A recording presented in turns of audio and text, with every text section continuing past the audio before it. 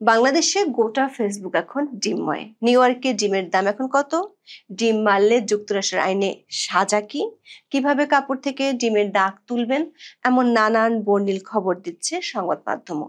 তবে বাংলাদেশি টাকায় 50 টাকা দামের ডিম ছোড়ার কাহিনী নিউ ইয়র্কে বলেই হয়তো তা নিয়ে কোনো মাথা ব্যথা নেই বাংলাদেশ পুলিশের। বরং তাদের মাথা থেকে শুরু করে সারা শরীরের ব্যথা এখন কার্যক্রম নিষিদ্ধ থাকা আওয়ামী লীগের মিছিল আর দলটির তৎপরতা। 24শে সেপ্টেম্বর একদিনেই 244 জনকে গ্রেপ্তারের খবর যেখানে বড় করে ফলাও করে প্রচার করার কথা, সেখানে উল্টো পুলিশ এবং স্বরাষ্ট্র মন্ত্রণালয়ের চিন্তা আরো বেড়েছে। খোদ পুলিশের কর্তা ব্যক্তিরাই সংবাদ সম্মেলনে বলছেন আওয়ামী লীগের এত বিশাল সমর্থক গোষ্ঠী আছে যে দলটির মিছিল ও তৎপরতা পুরোপুরি সিলগালা করা দুঃসাধ্য। আবার পুলিশের বস স্বরাষ্ট্র উপদেষ্টা প্রকাশ্যে বলেছেন আওয়ামী লীগ ও এর সহযোগী সংগঠনের নেতা কর্মীরা যাতে সহজে জামিন না পান সে ব্যাপারে চেষ্টা করা হচ্ছে। মানে সাংবিধানিক মৌলিক অধিকারকে পকেট বন্দি করেও কুল কিনারা করতে পারছে না সরকার। প্রশ্ন হলো, পুলিশ ও স্বরাষ্ট্র মন্ত্রণালয় এবং সরকার এমন দিশেহারা ভাব কেন?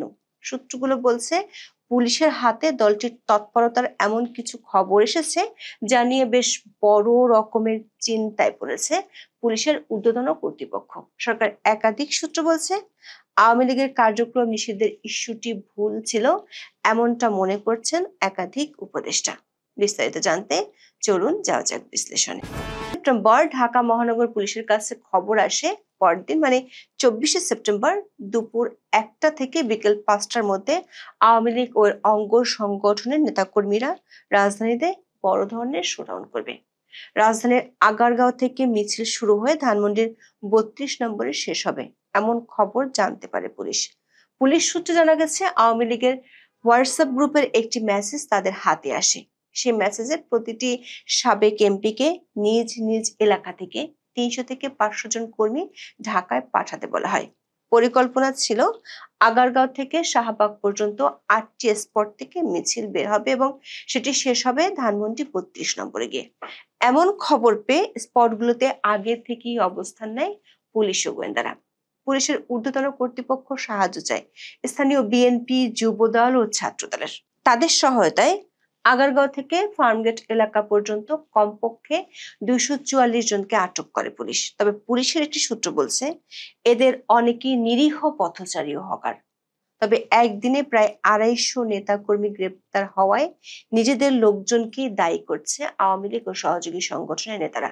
বিডি নিউজ 24 খবরে বলা হয়েছে ঢাকায় একযোগে মিছিলের পরিকল্পনা নিয়ে টেলিগ্রাম গ্রুপের আলাপের তথ্য ফাঁস করে দিয়েছেন দলেরই কেউ কেউ। গ্রুপ থেকে তথ্য ফাঁস নিয়ে ফেসবুকেও ক্ষোভ ঝেড়েছেন নেতাকর্মীদের অনেকে।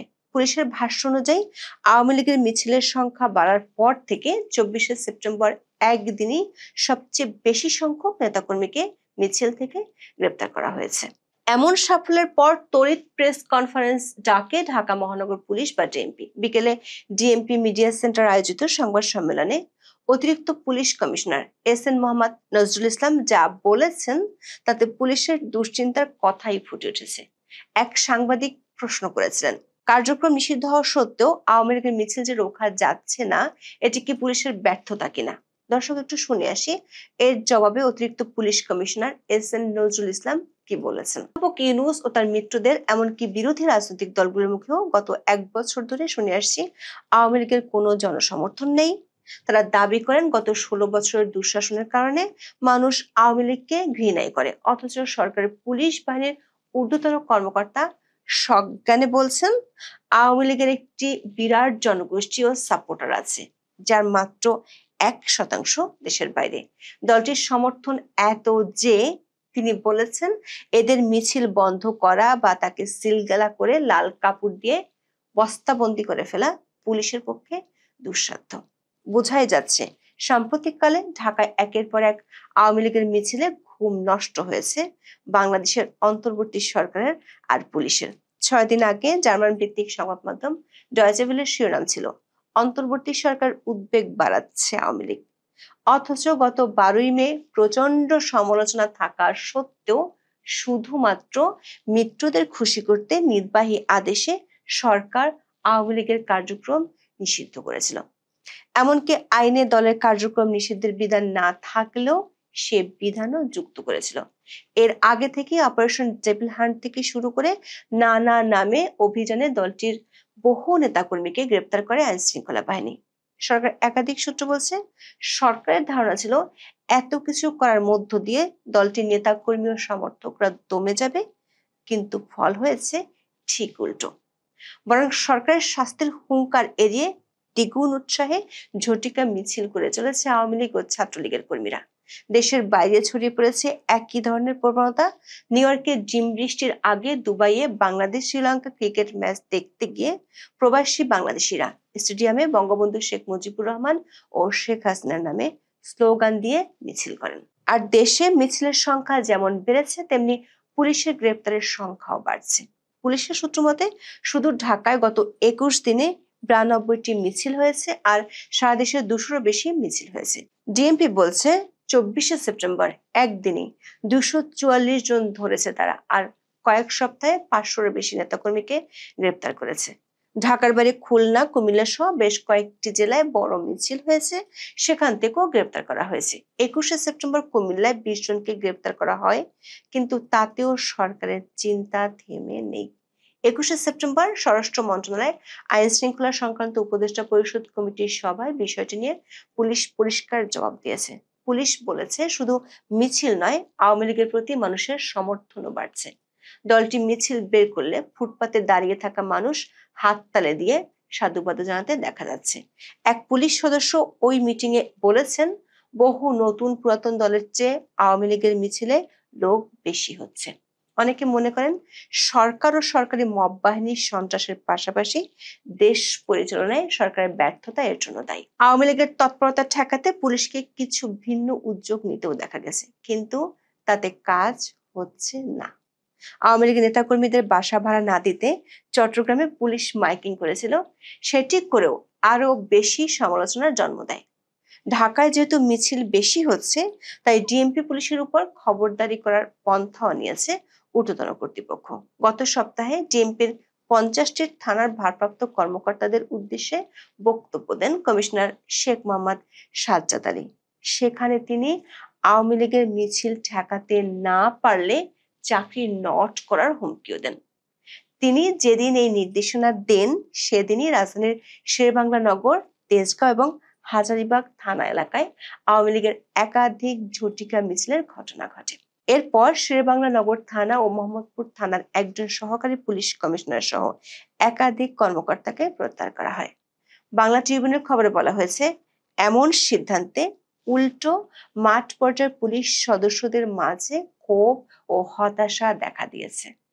পুলিশের ঊর্ধ্বতন কর্তা ব্যক্তিরা যেখানে প্রকাশ্যে বলছেন আওয়ামী লীগের মিছিল রোখা সম্ভব নয়, সেখানে ঝটিকা মিছিলের জন্য মাঠ পর্যায়ের পুলিশকে শাস্তি দেওয়ার অর্থ হলো সরকার কাউকে খুশি করার জন্য কিছু স্ট্যান্ডবাজি করতে চায়। পুলিশের চেয়ে আওয়ামী লীগকে নিয়ে বেশি চিন্তা পুলিশের বস স্বরাষ্ট্র উপদেষ্টা জাহাঙ্গীর আলম চৌধুরীর। গত 21শে সেপ্টেম্বর স্বরাষ্ট্র মন্ত্রণালয়ের বৈঠকে একটি পরিসংখ্যান তুলে ধরা হয়। বলা হয়, গত বছর 5ই আগস্টের পর রাজধানীতে যত আওয়ামী লীগ নেতাকর্মী গ্রেপ্তার হয়েছেন, তাদের মধ্যে 41% জামিন পেয়েছেন। ঢাকার বাইরে এই সংখ্যা 61%। স্বরাষ্ট্র উপদেষ্টার ধারণা, এই জামিন যারা পাচ্ছেন তারা আবার মিছিল করছেন, তাই তিনি জামিন দেয়াই বন্ধ করে দিতে চান। সেটি ওই মিটিং এ জানানোর পর 24শে সেপ্টেম্বর চট্টগ্রামে প্রকাশ্যে তা ঘোষণাও করেছেন। প্রশ্ন হচ্ছে, একজন নাগরিকের মৌলিক অধিকারকে স্বরাষ্ট্র মন্ত্রণালয়ের 4 দেয়ালের মধ্যে কি এভাবে বন্দি করে রাখতে চান তিনি? বলেছেন, আওয়ামী লীগের নেতা কর্মীরা যাতে সহজে জামিন না পায়, সে চেষ্টা সরকার করছে। সূত্রগুলো বলছে, পুলিশ ও গোয়েন্দারা যে তথ্য পেয়েছে তাতে সরকারের দুশ্চিন্তা অনেক বেড়েছে। পুলিশের দুটি সূত্র নিশ্চিত করেছে, আওয়ামী লীগ অঙ্গ সংগঠন ঢাকার বাইরে অনেকগুলো জেলায় একই সময় একই সাথে বড় ধরনের শোডাউন করবে। ঢাকায় যেভাবে মিছিল ঠেকানো যাচ্ছে, সেটি জেলা পর্যায়ে সম্ভব নয়। এর মধ্যে চট্টগ্রাম ও খুলনার পুলিশ একই ধরনের বার্তা দিয়েছে, যদিও দলটির পক্ষ থেকে নাশকতার আশঙ্কা করছে না পুলিশ। সেটি প্রেস ব্রিফিং এ অতিরিক্ত police commissioner S N Mohammad Nazrul Islam বলেছেন। কিন্তু ঢাকার বাইরে একসাথে বড় ধরনের শোডাউন হলে সেটি ভিন্ন বার্তা দিবে। বিশেষ করে দক্ষিণাঞ্চলে এ ধরনের শোডাউন ঠেকানোর মতো সক্ষমতা এই মুহূর্তে পুলিশের নেই। আর নাশকতা না করলে সেনাবাহিনী কোনো ধরনের অ্যাকশনে যাবে না। এমন পরিস্থিতিতে নিউ ইয়র্কে বসে ঘুম হারাম হয়ে যাচ্ছে সরকারের কোর কমিটির। এতটাই বিচলিত যে কোনো উপদেষ্টা আওয়ামী লীগকে নিষিদ্ধ করার বিষয়টি যে ভুল ছিল সেটিও কোর কমিটির বৈঠকে বলেছেন। উপদেষ্টা পরিষদের একজন সিনিয়র সদস্য গত বছর আগস্টে দুই উপদেষ্টা আওয়ামী লীগকে নিষিদ্ধ না করার জন্য যা বলেছিলেন সেটি স্মরণ করেন। তার মধ্যে একজন ছিলেন আইন উপদেষ্টা আসিফ নজরুল। দেখে আসি তিনি কি বলেছিলেন। ব্যক্তিগতভাবে আমি মনে করি কোন রাজনৈতিক দলকে নিষিদ্ধ করার পক্ষে আমি না, আনলেস আপনার যদি একদম সুশক্তভাবে জঙ্গি তৎপরতা, রাষ্ট্রবিরোধী তৎপরতা, কোট আন কোট যে বিভিন্ন পলিটিক্যাল পার্টি রেটরিক হিসাবে ইউজ করে সেটা না, সত্যিকার অর্থে সেরকম থাকলে তাও প্রচন্ড সততার সাথে তদন্ত করে দেখে হয়তো এটা করা যেতে পারে। জেনারেল রুল হিসাবে আমাদের সংবিধানে সংগঠন করার স্বাধীনতা আছে। আওয়ামী লীগ বাংলাদেশের স্বাধীনতা সংগ্রামে নেতৃত্ব প্রদানকারী দল, বিভিন্ন গণতান্ত্রিক সংগ্রামে এই দলটার অবদান ছিল। গত 15 বছর তারা যা করেছে সেটা তাদের ঐতিহ্যের সাথে যায় না, সেটা মুক্তিযুদ্ধের চেতনার সাথে যায় না। তারা বাংলাদেশের ইতিহাসে বর্বরতম এক ফ্যাসিবাদ কায়েম করেছিল। এই কর্মকাণ্ডের জন্য ব্যক্তিগত দায় থাকতে পারে, লিডারদের সামষ্টিক দায় থাকতে পারে, বা দল হিসাবে ব্যক্তিগতভাবে আমি বলছি, দল হিসাবে আওয়ামী লীগ নিষিদ্ধ করা দল হিসাবে মনে হয় না সমীচীন হবে। সরকার একাধিক উপদেষ্টা মনে করেন এই নিষিদ্ধের আদেশ আওয়ামী লীগকে শক্তিশালী করছে। সিনিয়র উপদেষ্টারা বারবার দলটিকে রাজনৈতিকভাবে মোকাবেলার কথা বলেছিলেন, কিন্তু সরকার একটি অংশ মিত্রদের খুশি করতে যে সিদ্ধান্ত নিয়েছে সেটি এখন সরকারের ঘুম কেড়ে নিচ্ছে। একজন উপদেষ্টা বলেছেন, একদিনে মিছিল থেকে 244 জন গ্রেপ্তার করার অর্থ হলো মিছিলে বহু লোক ছিল। আর এভাবে গণহারে গ্রেপ্তার, প্রকাশ্যে জামিন না দেওয়ার হুমকি সরকারের ভাবমূর্তির জন্য বিরাট হুমকি। এই হুমকির মধ্যে আওয়ামী লীগ যদি আরো বড় ধরনের শোডাউন করে তাহলে সেটি কিভাবে মোকাবেলা করবে অন্তর্বর্তী সরকার, সেটি এখন বড়